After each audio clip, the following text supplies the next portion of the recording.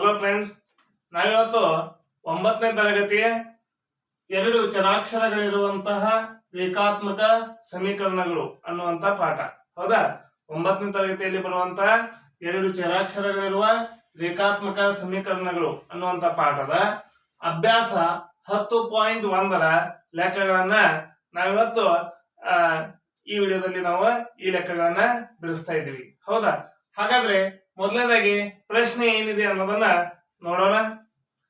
ಕೆಳಗಿನ ರೇಖಾತ್ಮಕ ಸಮೀಕರಣಗಳನ್ನು ax plus by plus c = 0 ರೂಪದಲ್ಲಿ ಬರೆದು ಪ್ರತಿಯೊಂದು ಸಂದರ್ಭದಲ್ಲಿ a, b ಮತ್ತು c ಗಳ ಬೆಲೆಗಳನ್ನ ಬರೆಯಿರಿ ಅಂತೇಳಿ ಪ್ರಶ್ನೆಯನ್ನ ಕೇಳ್ತಾ ಇದ್ದಾರೆ. ನೋಡಿ, ಸಮೀಕರಣ ಯಾವ ರೂಪದಲ್ಲಿ ಇರಬೇಕು? ax plus by plus c = 0 ಈ ರೂಪದಲ್ಲಿ ಇದ್ದಾಗ ನಾವು ಏನನ್ನು ಕಂಡುಹಿಡಿಯಬೇಕು? a, b, c. ಹೌದಾ? ಹಾಗಾದ್ರೆ ಕೊಟ್ಟಿರುವಂತಹ ಸಮೀಕರಣಗಳನ್ನ ಈ ರೂಪದಲ್ಲಿ ನಾವು ಬರ್ಕೋಬೇಕಾಗಿದೆ. ಬರೆದುಕೊಂಡು ಆಮೇಲೆ ನಾವು ಏನ್ ಮಾಡ್ಬೇಕು? a, b, c ಅನ್ನ ಕಂಡುಹಿಡಿಯಬೇಕು. ಹಾಗಾದ್ರೆ ಮೊದಲನೇ ಲೆಕ್ಕ ನೋಡೋಣ. 2x plus 3y = 9.35. ಹೌದಾ? ಹಾಗಾದ್ರೆ ಇದನ್ನ ನಾ ಈಗ ಯಾವ ರೂಪದಲ್ಲಿ ಬರ್ಕೋಬೇಕಂದ್ರೆ ಈ ರೂಪದಲ್ಲಿ ಬರ್ಕೋಬೇಕು. ನೋಡಿ, ಸಮೀಕರಣ ಯಾವ ರೂಪದಲ್ಲಿದೆ ಅನ್ನೋದನ್ನ ax. ಹೌದಾ? ಹಾಗಾದ್ರೆ ಇಲ್ಲಿ ನೋಡಿ, ax plus by plus c = 0. ನೋಡಿ, ನಮಗೆ ಸಮೀಕರಣ ಅಂದಾಗ ಇಲ್ಲಿ ಸಮಚಿಹ್ನೆ ಇರಬೇಕು. ಈ ಕಡೆ ಏನಿರಬೇಕಾಗ್ತಾ ಇದೆ? 0 ಇರಬೇಕಾಗ್ತಾ ಇದೆ. ಆದ್ರೆ ಇಲ್ಲಿ ಇಜ್ಕೊಲ್ಟು ಆದ್ಮೇಲೆ ಏನಿದೆ? ಸಂಖ್ಯೆ ಇದೆ. ಹಾಗಾದ್ರೆ ಈ ಸಮೀಕರಣ ಈ ಒಂದು ಲೆಕ್ಕವನ್ನ ಯಾವ ರೀತಿಯಾಗಿ ಬರ್ಕೋಬೇಕು? ಈ ರೀತಿಯಲ್ಲಿ ಬರೆದುಕೊಳ್ಳೋಣ. ನೋಡಿ, ಫಸ್ಟ್ ಏನಿದೆ? 2x ಪ್ಲಸ್ 3y ಇದೆ. ಈಗ ಈ ಕಡೆ ಇದ್ದಂತ ಸಂಖ್ಯೆಯನ್ನ ಅಂದ್ರೆ ಬಲಭಾಗದಲ್ಲಿ ಇದ್ದಂತ ಸಂಖ್ಯೆಯನ್ನ ಎಡಭಾಗಕ್ಕೆ ಕರೆದುಕೊಂಡು ಬಂದ್ರೆ ಇಲ್ಲಿ ಏನಿರ್ತಾ ಇದೆ? ಪ್ಲಸ್ ಇರ್ತಾ ಇದೆ. ಈ ಕಡೆ ಬಂದಾಗ ಅದೇನಾಗ್ತಾ ಇದೆ? ಮೈನಸ್ ಆಗ್ತಾ ಇದೆ. ಮೈನಸ್ 9.35 ಮ್ಯಾಗ್ ಬಾರ್ ಇದೆ, ಬಾರ್ = 0. ಅವಾಗ ಈ ಕಡೆ ಇದ್ದಂತ ಸಂಖ್ಯೆ ಈ ಕಡೆ ಬಂತು, ಈ ಕಡೆ ಇದ್ದಂತ ಸಂಖ್ಯೆ ಈ ಕಡೆ ಬಂತು, ಈ ಕಡೆ ಬಲಭಾಗದಲ್ಲಿ ಏನು ಇತ್ತು? 0. ಈಗ ನೋಡಿ, ax 2x, by 3y, c ಅಂದ್ರೆ 9.35 ಬಾರ್ = 0. ಹಾಗಾಗಿ ಇಷ್ಟೆಲ್ಲ ಸಿಕ್ಕ ಮೇಲೆ ನಾವು ಏನನ್ನ ಕಂಡುಹಿಡಬಹುದು? a, b ಮತ್ತು c. ಹಾಗಾದ್ರೆ ಇಲ್ಲಿ ನೋಡಿ, x ಇದ್ದ ಜಾಗದಲ್ಲಿ x ಇದೆ, a ಇದ್ದ ಜಾಗದಲ್ಲಿ ಏನಿದೆ? 2. ಹಾಗಾದ್ರೆ a ಎಷ್ಟಾಯ್ತು? a = 2.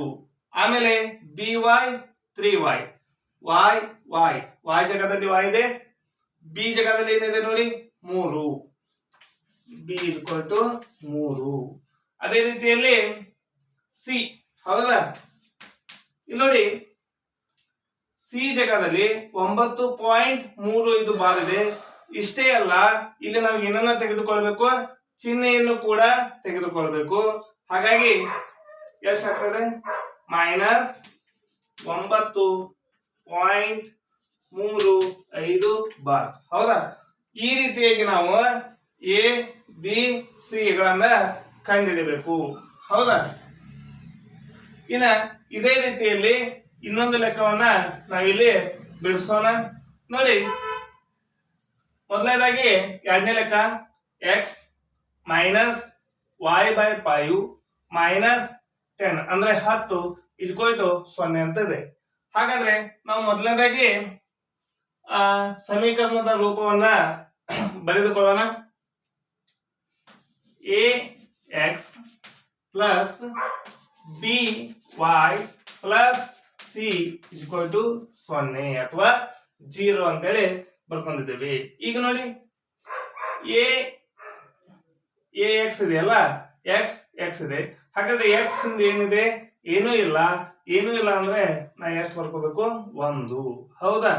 ಹಾಗಾದ್ರೆ a = ಎಷ್ಟಾಯ್ತು? 1 ಆಯ್ತು. ಈಗ ನೋಡಿ, y y ಹಿಂದೆ ಕೂಡ ಈಗ ಇಲ್ಲಿ ಏನಿಲ್ಲ, ಏನೂ ಇಲ್ಲ. y ಹಿಂದೆ ಏನಿದೆ ಅಂತ ತಿಳ್ಕೊಳ್ಳೋಣ, ಒಂದಿದೆ ಅಂತ ತಿಳ್ಕೊಳ್ಳೋಣ. ಎಷ್ಟಾಯ್ತು? 1. ಹಾಗಾದ್ರೆ y ಇಲ್ಲ ಅಂದ್ರೆ ಇಲ್ಲಿ ಏನಿರುತ್ತೆ ನೋಡಿ, ಮೈನಸ್, ಇಲ್ಲಿ ಮ್ಯಾಲ 1, ಇಲ್ಲಿ 5. ಹಾಗಾದ್ರೆ ಬಿ ಜಾಗದಲ್ಲಿ ಏನು ಬಂತಂದ್ರೆ minus 1 divided by 5, 1/5. B is equal to minus 1/5. ಈ y ಜಾಗದಲ್ಲಿ ಇಲ್ಲಿ y ಇದೆ. ಅದೇ ರೀತಿಯಲ್ಲಿ ನೆಕ್ಸ್ಟ್ ಏನ್ ಬೇಕಾಗಿದೆ?